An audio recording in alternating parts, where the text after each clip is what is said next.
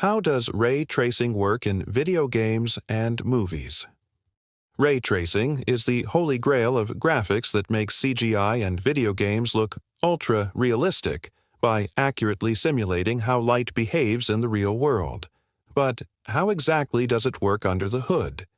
This technology has been around for decades, but the recent explosion in popularity of real-time ray tracing in video games means now more people than ever want to know the answer to that question. So, let's dive in. Part 1. How does light work? To understand how ray tracing works, we first have to understand how light behaves in the real world. In reality, light travels in straight lines called rays from a light source, such as the sun or a lamp, can bounce off surfaces, which is called reflection, can pass through transparent objects, which is called refraction, and scatters on rough surfaces, which is called diffuse lighting. Ray tracing attempts to virtually recreate this physics-based behavior by calculating millions upon millions of individual light rays and their interactions with objects. Let's see how this process plays out step by step. Part 2. How does ray tracing work? Step 1. Casting rays from the camera or eye. Instead of casting rays from every single light source in the scene, which would be way too inefficient, modern ray tracing engines actually cast rays from the camera or the eye of the beholder. For each pixel that gets rendered on your screen, a primary ray is fired out into the 3D scene world. It's like a mini flashlight from your eye to the scene. This ray will represent the color and brightness of a single pixel once it bounces back to the eye. Step 2. Ray-object intersection. Next, the ray needs to check if it hits any object in the scene. If it doesn't hit anything, then it moves on to step 3 right away. But if the ray hits an object, then several calculations are performed. First, the color of the object is sampled based on its material. Next, if the surface is shiny, then a secondary reflection ray is cast to calculate mirror-like reflections. Then lastly, if the surface is transparent like glass or water, then a refraction ray is also cast to simulate how light bends as it enters a new medium. Step 3. Secondary rays or bounces. Now here's where things get really cool.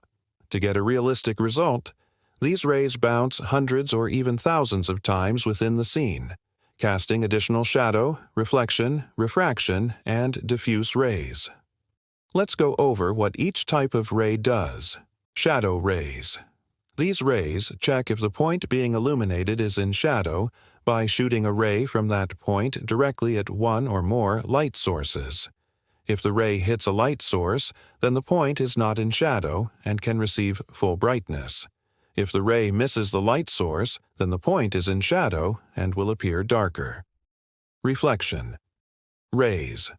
These rays follow the mirror-like reflection of light to accurately portray glossy surfaces, puddles, and mirrors. The intensity of the reflection is based on how shiny the material is. Materials with a roughness value of 0 have perfectly mirror-like reflections, while materials with a roughness value of 1 have no glossiness at all and don't reflect light. Refraction rays. These rays trace how light bends as it passes from one transparent material to another, such as glass to air. Glass and water distort the world around them because light travels at different speeds through these media. The amount of distortion is calculated based on the change in speed and the angle of incidence. Diffuse rays. These rays simulate soft, indirect lighting known as global illumination. When light bounces on rough surfaces like walls and ceilings, it scatters in many random directions. By casting millions of diffuse rays, ray tracing engines can map out the complex interplay of bounced light and approximate how much indirect illumination reaches every point in the scene. Step 4. Final color calculation.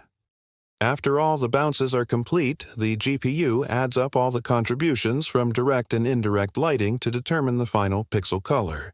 Each bounce provides more accurate information but requires additional computation. Therefore, you'll often see settings to control the number of bounces, such as in the Path Tracer in Blender.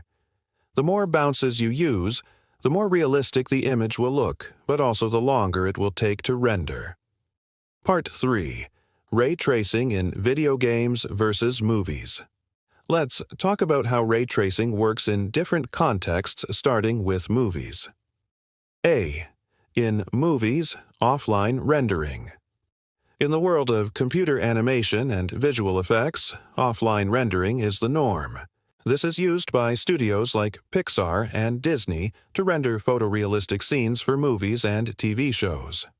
Path tracing, a more advanced form of ray tracing, is often used to simulate billions of rays and achieve unparalleled levels of realism.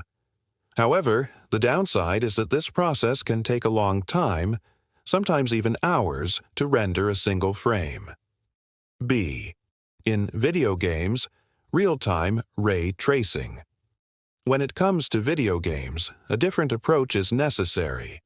Since they must run in real time at a minimum of 60 frames per second, numerous optimizations have to be implemented. One common technique is to combine traditional rendering methods such as rasterization with ray tracing. This means that only the effects that require high levels of realism, such as reflections and shadows, use ray tracing, while everything else is rendered more quickly using rasterization. In addition, modern GPUs have special hardware called RT cores, or ray accelerators, to accelerate ray tracing. Furthermore, techniques such as DLSS and FSR leverage AI upscaling to mitigate some of the performance costs associated with real-time ray tracing. Part 4. Challenges and Optimizations. So, we know ray tracing produces amazingly realistic results, but why hasn't it been used in video games before now? Well, there are two main challenges. A. Performance issues. Ray tracing is extremely resource-intensive for the graphics card, roughly 10 times slower than traditional rendering. However, this problem has been mitigated somewhat by the optimizations mentioned earlier.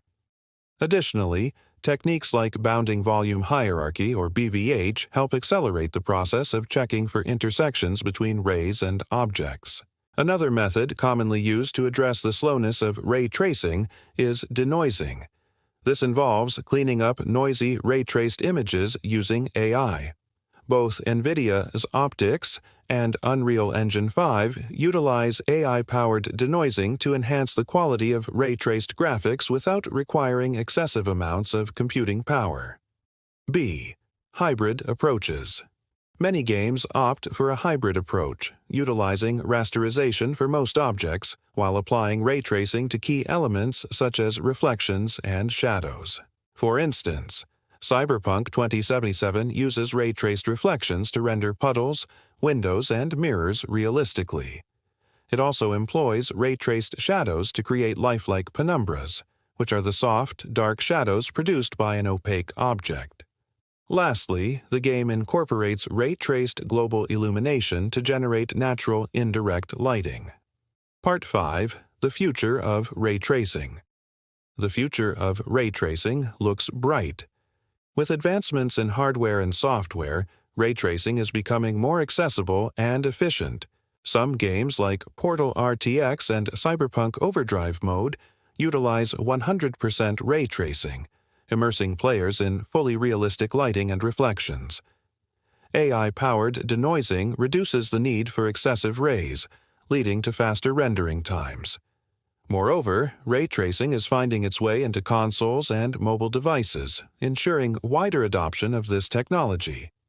The PlayStation 5 and Xbox Series X consoles support ray tracing, while future smartphones are expected to incorporate RT cores, bringing ray-traced graphics to a wider audience. Conclusion. Ray tracing is a transformative technology that promises to revolutionize the way we experience realism in video games, movies, and animations. By simulating the physics of light, ray tracing creates stunning visuals that rival the complexity and accuracy of the natural world. While ray tracing has been used extensively in offline applications like CGI and VFX, Its recent integration into real-time graphics pipelines marks a significant leap forward for the gaming industry.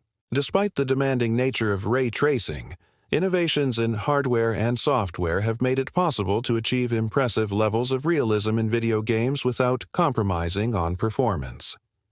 As technology continues to advance, we can expect ray tracing to become the standard for next-gen gaming and filmmaking. Thank you for watching.